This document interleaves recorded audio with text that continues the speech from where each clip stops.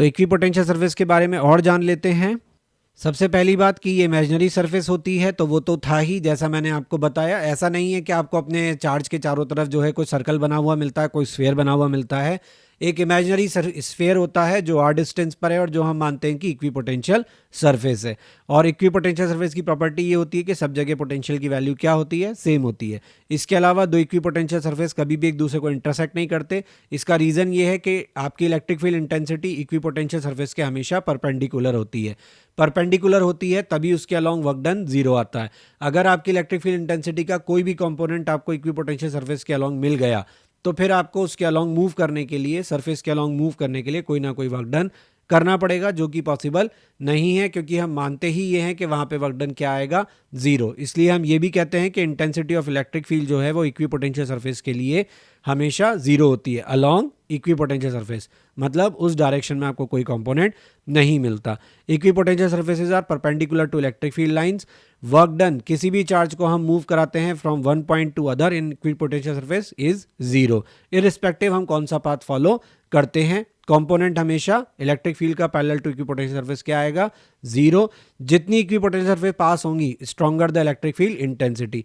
ये diagram based question पूछ लिए जाते हैं कभी। अगर आपको पास पास इक्विपोटेंशियल सरफेस दी हुई है तो आप समझ जाना कि वहां पे इलेक्ट्रिक फील्ड इंटेंसिटी क्या है, स्ट्रॉन्ग है।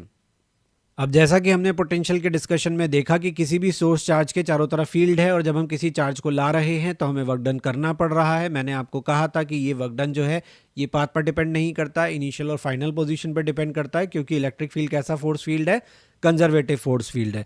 तो डेफिनेटली कंजर्वेटिव फोर्स फील्ड में जब भी हम कोई वर्क करते हैं तो वो वर्क क्या करता है, पोटेंशियल एनर्जी स्टोर करता है।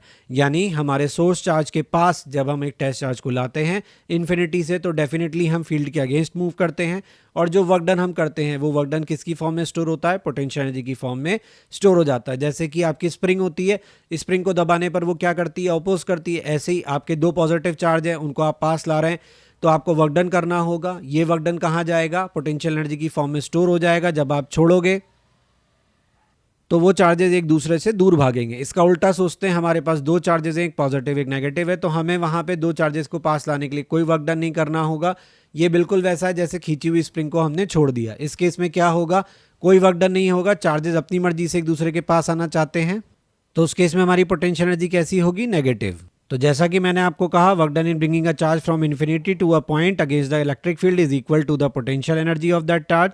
Potential energy of charge of a point is equal to the product of magnitude of charge and electric potential at that point. ये क्यों आया, क्योंकि जैसा मैंने आपको शुरू में बताया था, पोटेंशियल होता है आपका work done per unit charge. तो वर्क डन को आप क्या लिखोगे, Q इंटू वी। तो यही वर्क डन है जो आपकी पोटेंशियल एनर्जी की फॉर्म में स्टोर हो रहा है। इसलिए हमने लिखा है कि पोटेंशियल एनर्जी को हम क्या लिख सकते हैं, Q इंटू वी। अगर किसी पॉइंट पर आपका पोटेंशियल V है तो Q चार्ज की पोटेंशियल एनर्जी क्या हो जाएगी, QV। यानी जब आप उसे छोड़ोगे तो इतनी एनर्जी उसके पास स्टोर होगी because of the repulsion force. अगर हम कहते हैं कि हमने वर्क डन किया है एक चार्ज को मूव करने में from one point to other in an electric field, तो ये वर्क डन किसके बराबर होगा, पोटेंशियल एनर्जी के बराबर होगा। और वर्क डन को हम लिख सकते हैं QVB minus QVA which is equal to UB minus UA। ये कहाँ से आया, वर्क पावर एनर्जी से, जहाँ हम कहते हैं work done by external force is equal to change in potential energy is equal to negative work done by conservative force. तो यहाँ पे आपका चेंज इन पोटेंशियल एनर्जी क्या हुआ, UB minus UA। Work done कितना हुआ, तो कहाँ से कहाँ लेके गए, A से B। तो which is final, B, which is initial, A। तो वर्क डन को क्या लिखोगे, potential energy final minus potential energy initial. Potential energy को किसी भी पॉइंट पर हम कैसे लिखते हैं, Q इंटू V से। तो B पर पोटेंशियल था VB, A पर पोटेंशियल था VA, तो हमारी U फाइनल हो गई QVB, इनिशियल पोटेंशियल एनर्जी हो गई QVA। तो हम चेंज इन पोटेंशियल एनर्जी को क्या लिखेंगे, QVB माइनस QVA। जैसे यहाँ इस एग्जांपल में हमें क्या कहा गया है, एक 2 माइक्रोकूलम चार्ज है जिसको हम कैरी करते हैं from point A two point B। Amount of work done by electric field is 50 माइक्रोजूल। तो हमसे पूछा है कि पोटेंशियल डिफरेंस बिटवीन देम कितना होगा और कौन हायर पोटेंशियल पर होगा। ध्यान रहे work done by electric field 50 माइक्रोजूल दिया है। तो देखिए मैंने आपको ऊपर इक्वेशन बताई थी, work done by external is equal to negative of work done by conservative force field is equal to change in potential energy. हम यहाँ पे काम में लेंगे work done by conservative force field is equal to negative of change in potential energy. Conservative force field का work done दिया हुआ है 50 microjoule which is equal to negative of change in potential energy you final minus you initial, और हम लिख सकते हैं you initial minus you final. You initial क्या है, कहाँ से कहाँ गए, ए से बी, तो इनिशियल पोटेंशियल एनर्जी होगी Q V A, final potential energy होगी Q V B, it is equal to 50 micro joule. तो V A minus V B हमें क्या मिल जाएगा, 50 micro joule divide by Q, Q कितना दिया है 2 माइक्रो कूलम, तो ये कितना मिल जाएगा 25 जूल।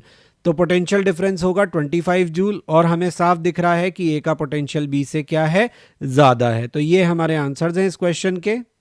इसके अलावा हमारे सिस्टम की इंट्रैक्शन एनर्जी के क्वेश्चन भी आते हैं, जैसे कि मान लीजिए हमारे पास एक ट्राइंगल है और इसमें हमारे पास 3 चार्जेस हैं Q1, Q2, Q3, और हमसे पूछा गया इस सिस्टम की पोटेंशियल एनर्जी बताइए। तो इस सिस्टम की पोटेंशियल एनर्जी हम कैसे बताएंगे, इन्फिनिटी से लेकर हम पहले Q1 चार्ज को आए होंगे तो हमें कोई वर्क डन नहीं करना पड़ा होगा, फिर Q1 की प्रेजेंस में Q2 आया होगा तो हमें कोई वर्क डन करना पड़ा, फिर Q1 और Q2 की प्रेजेंस में Q3 आया तो हमें वर्क डन करना पड़ा अगेंस्ट Q1 एंड Q2। तो इंट्रैक्शन सिस्टम की एनर्जी निकालनी पड़ती है, हमें पेयर देखने होते हैं और फिर सभी पेयर्स की जो पोटेंशियल एनर्जी है उसका हम सम कर देते हैं। इससे हमें total interaction energy of the system receive हो जाता है। जैसे सपोज कीजिए यहाँ एग्जांपल में हमें दिया हुआ स्क्वायर जिसमें 4 चार्जेस हैं Q, 2 तो हमारे पॉजिटिव चार्ज हैं, 2 नेगेटिव चार्ज हैं, और हमसे पूछा जाए कि यहाँ सिस्टम की एनर्जी बताइए। तो सिस्टम की एनर्जी हम कैसे बताएंगे, हम देखेंगे कि इसके लिए हम ये 3 चार्जेस लेके आए तो हमारी पोटेंशियल एनर्जी क्या की रही वो हम लिखेंगे। फिर हम ये देखेंगे कि ये 2 चार्ज आ गए, इन दोनों की प्रेजेंस में बाकी ये तीसरा चार्ज लाया गया तो हमें पोटेंशियल एनर्जी लिखनी होगी इन पेयर्स की। तो यहाँ जब हम सभी की पोटेंशियल एनर्जी जोड़ते हैं तो हमें फाइनली क्या मिलेगा, -2kq² अपॉन a√2। क्यों, क्योंकि जब हम कोई भी 2 चार्जेस की बात करें जिनके बीच का डिस्टेंस a है तो एक के कारण पोटेंशियल एनर्जी पॉजिटिव आएगी तो दूसरे के कारण क्या आएगी, नेगेटिव। केवल डायगोनल वाला कंपोनेंट है, मतलब कंपोनेंट नहीं कहना चाहिए लेकिन डायगोनल वाली पोटेंशियल एनर्जी है जो हर एक चार्ज के लिए हमें रिसीव होगी।